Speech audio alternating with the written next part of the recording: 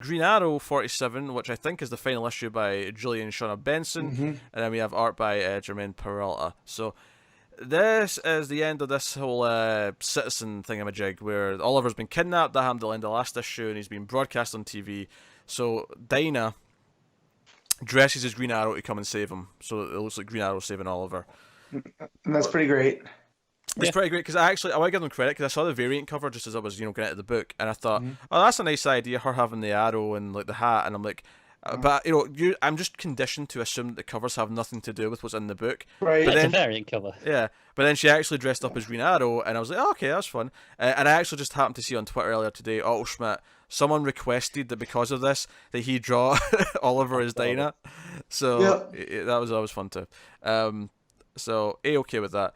I thought it was a fun issue. Is it kind of because I think we had the one downbeat thing in the last issue where we were upset that it kind of retcon, or not retcon, that's maybe not the right word, but it gave undid the guilt. Yeah, it gave Oliver a get out of jail free card. Even though he's still guilty at the end of this issue, it still felt like it took away the hard drama of it.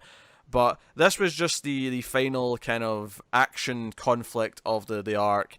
Oliver gives a bit of a soapbox speech on TV at the end of it all. To wrap everything up, but and him and Dinah have a new Green Arrow ship, I think plane. The aeroplane. Yeah, I think ultimately it feels fine. It's a fine issue. Yeah, it's fine. Yeah, it's enjoyable.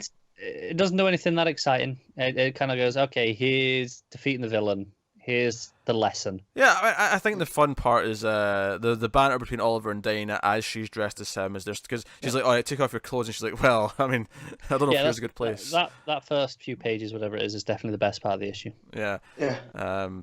That was kind of it. He makes a speech and everything's kind of wrapped up.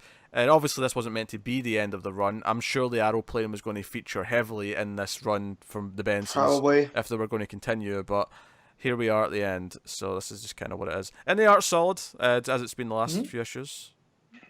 Yeah. I have a question. When did Dinah put the tracker on Oliver's shirt? Probably before he left. Okay. I'm sure it's an off-panel thing. I think it's just a thing she's been doing for a while. Like, this is just a status quo thing. Right, and that's what I thought. And I'm like, that's kind of weird.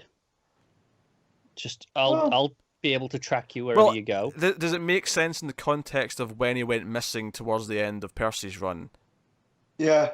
Where after that whole water incident, she's like, you know what? I'm going to put a tracker on you so we can always find you. Maybe let him know because he didn't seem to be aware of it. I thought he did. Also, that was the one thing I didn't like is that it didn't seem to be part of the plan to be kidnapped by Citizen.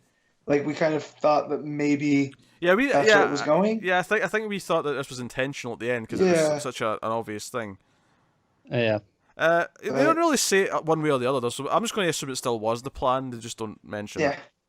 I do like the idea that Ollie hints that someone might pick up the Citizen mantle, but maybe for good, because it is kind of a good idea to keep. We got to keep people in check and hold them accountable. But the way that Citizen was going about it was the wrong way.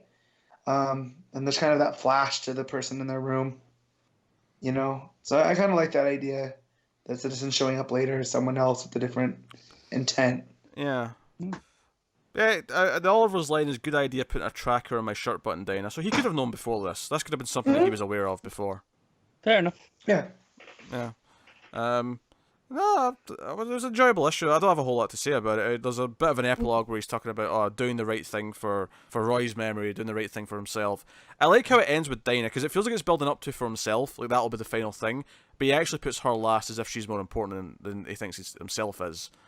Yeah. Which is a nice little touch, I think, just in terms of the relationship. There was a moment where I was almost confused for a second, because he's got the letter that he's written for Roy, and he's like, I was like, what? I'm going to tell you about that box, Roy. And I went, what? And then the next box, in the next panel, is like, in the afterlife. I was like, oh, okay. Yeah, that's fine. It's fine. But just going to go to his grave and yell it. I paused between panel, and I was like, didn't we just have his funeral like 3 issues ago? Got really confused for a second. Yeah. No. It was a fine issue. Enjoyable, but not standout, but that's kind of like been the arc as a whole for the most part. Had some nice ideas here, there had some good art. It's generally been a solid little arc, and that's about it. So, Matt, what are you giving the issue? A 7.5. Connor, what are you giving the issue? It's 6.